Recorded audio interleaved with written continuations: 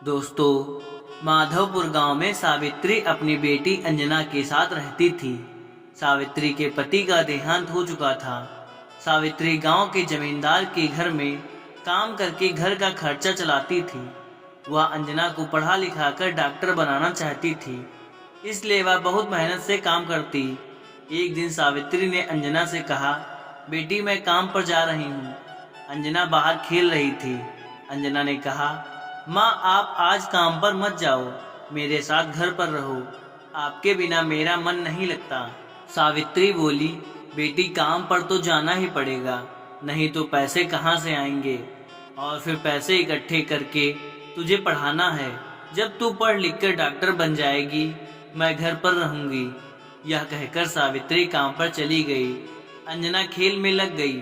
दोपहर के समय अंजना घर में सो रही थी। तभी किसी ने दरवाजा खटखटाया। अंजना ने दरवाजा खोला तो सामने पड़ोस में रहने वाले रामू काका खड़े थे। उन्होंने अंजना से कहा, बेटी तेरा कोई रिश्तेदार है जिसे तू जानती हो? अंजना ने पूछा, काका मेरे मामा हैं, पास के गांव में रहते हैं, लेकिन आप क्यों पूछ रहे हैं? तब रामू काका ने बताया, बेटी तेरी माँ सफाई कर रही थी और वह गिर गई, अब वह हमारे बीच नहीं रही। यह सुनकर अंजना के होश उड़ गए। वह रोने लगी। रामू काका ने बड़ी मुश्किल से उसे चुप कराकर उससे मामा का पता पूछकर एक गांव के एक आदमी को उन्हें खबर देने भेजा। सावित्री के भाई रमेश ने आकर सावित्री का अंतिम संस्कार किया। उस पत्नी ने अंजना को संभाला। अगले दिन रामू काका और गांव के जमींदार अंजना के घर आए। उन्होंने रमेश से बात की।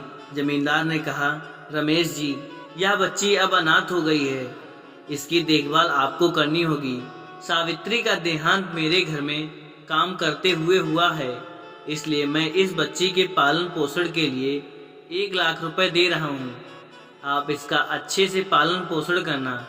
यह कहकर जमींदार ने रुपए रमेश को दे दिए।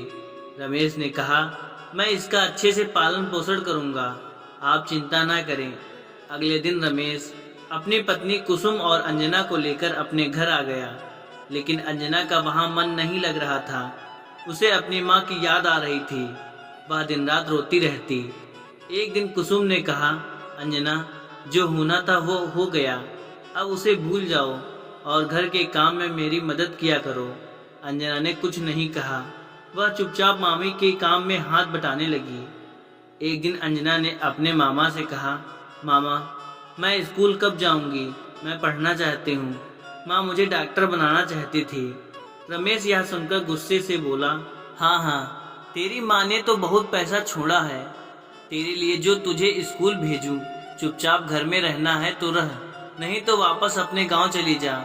रमेश और कुसुम अंजना के पैसे हड़प चुके थे। वे अब अंजना से पीछा छुड़ाना चाहते थे। कुसुम अंजना से सारे घर का काम करवाती और उसे ठीक से खाना भी नहीं देती थी। अंजना मामा मामी के अत्याचारों से बहुत दुखी हो गई। वह अकेले में रोती रहती।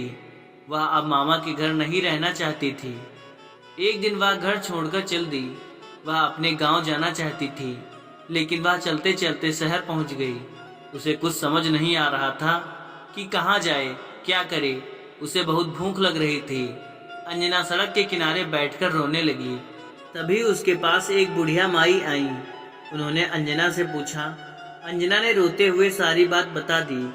तब बुढ़िया माई ने कहा, मैं भीख मांगकर गुजारा करती हूँ, तू भी मेरे साथ भीख मांग और पास ही में मेरी छोटी सी झोपड़ी है, वहीं रह लेना। अगले दिन से अंजना बुढ़िया माई के साथ भीख मांगने लगी। उसे यह काम पसंद नहीं था, लेकिन मजबूरी में यह काम करना पड़ता था। एक दिन वह भीख मांगते हुए एक अस्पताल के पास पहुंची। वह अस्पताल के अंदर चली गई। वहां उसे एक डॉक्टर मिले। डॉक्टर ने उनसे पूछा, बेटी तुम्हें क्या परेशानी है?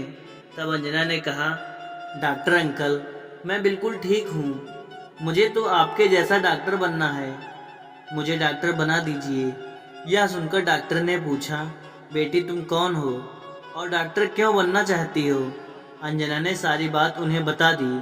उसकी बात सुनकर डॉक्टर उसे अपने घर ले गए।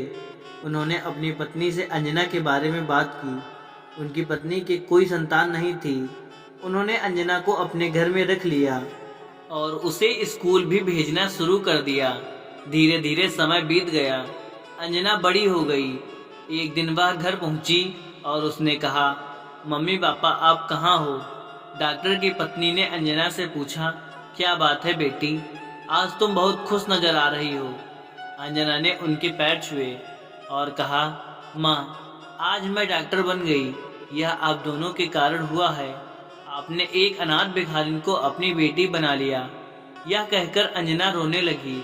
डॉक्टर और उनकी पत्नी ने उसे चुप कराया। डॉक्टर ने उससे कहा, बेटी तुम डॉक्टर अपनी मेहनत से बनी हो, हमने कुछ नहीं किया। आज खुशी का दिन है, रोने का नहीं। यह कहकर उन्होंने अंजना को गले लगा लिया। अगले दिन अंजना डॉक्टर बनकर अस्पताल में काम करने लगी। कुछ दिनों बाद डॉक्टर और उसकी पत्नी अंजना की शादी करवा दी। अंजना का पति भी एक डॉक्टर था। इस तरह अंजना ने अनाथ होते हुए भी अपनी लगन और मेहनत से अपनी माँ का सपना पूरा किया। इस कहानी की सीख, मेहनत और लगन यदि सच्ची हो तो ईश्वर किसी न किसी रूप में मदद करने आ ही जाते हैं। इसी प्रसंग में महात्मा जीवन की एक सच्ची कहानी। दोस्तों, एक बार की बात है, एक महात्मा जी थे जो प्रवचन देने के लिए एक गांव से दूसरे गांव जाते थे। उनका खुद का कोई ठिकाना नहीं था।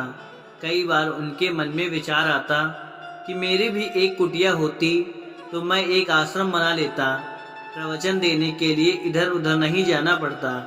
एक दिन उन्हें किसी ने बताया कि इस राज्य के राजा बड़े दिलवाले और दानवीर हैं। उनसे जो कोई भी कुछ मांगता है वह उसको दे देते हैं। उनके यहाँ पर दान लेने के लिए लंबी लाइन लगी रहती है। यह सुनकर महात्मा जी के मन में यह आया कि मुझे भी वहाँ जाना चाहिए।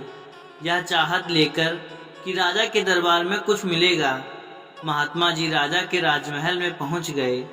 राजा के दरबार में जाकर देखा तो बहुत भीड़ लगी हुई थी, लंबी लाइन थी, लोग आए हुए थे और जो राजा दान मांग रहे थे, राजा उन्हें मुंह मांगा दान दे रहा था। जब महात्मा जी का नंबर आया तो राजा जी ने महात्मा जी को प्रणाम किया और पूछा, हे महात्मा आपको क्या चाहिए?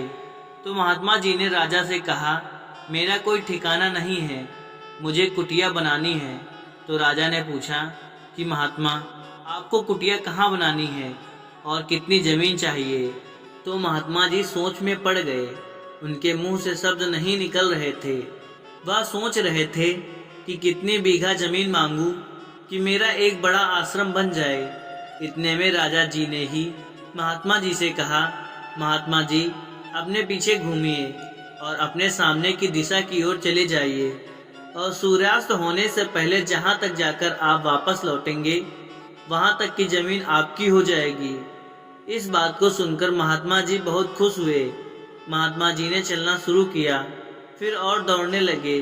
इस चीज को देख राजा जी ने अपने घुड़सवार को बुलाकर कहा कि महात्मा जी के पीछे जाओ और महात्मा जी को प्यास लगे तो उनको पानी पिला देना। महात्मा जी के पीछे घुड़सवार चले गए।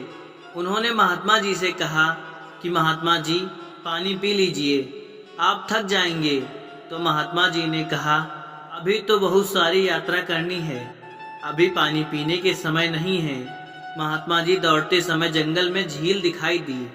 महात्मा जी ने सोचा कि झील भी आश्रम में होनी चाहिए।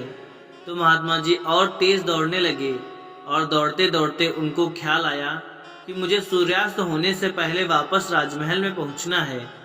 फिर महात्मा जी वापस लौटना शुरू किया और किसी तरह से राजमहल पहुंच गए। जैसे ही राजा के दरबार में पहुंचे, महात्मा जी गिर पड़े और इस तरह से गिरे कि फिर कभी नहीं उठ सके। इस कहानी से हमें यह शिक्षा मिलती है कि आप और हम सभी लोग दौड़े चले जा रहे हैं। हमें नहीं पता है कि हमें क्या चाहिए और कितना चाहिए, और अधिक पाने की लालसा में हम अपना जीवन खो रहे हैं। हम भूल गए हैं कि जिंदगी दौड़ने और भागने का नाम नहीं है, बल्कि जिंदगी जीने का नाम है। यह छोटी सी कहानी हमें सिखाती है कि इस विकार से जिसका नाम तृष्णा है, जिसमें और चाहिए से हमें बचना चाहिए और जिंदगी को खुश होकर जीना चाहिए। दोस्तों, अगर वीडियो अच्छी लगी हो तो एक लाइक शेयर जरूर करें और हमारे चैनल को सब्सक्राइब करना ना भूलें। धन्यवाद।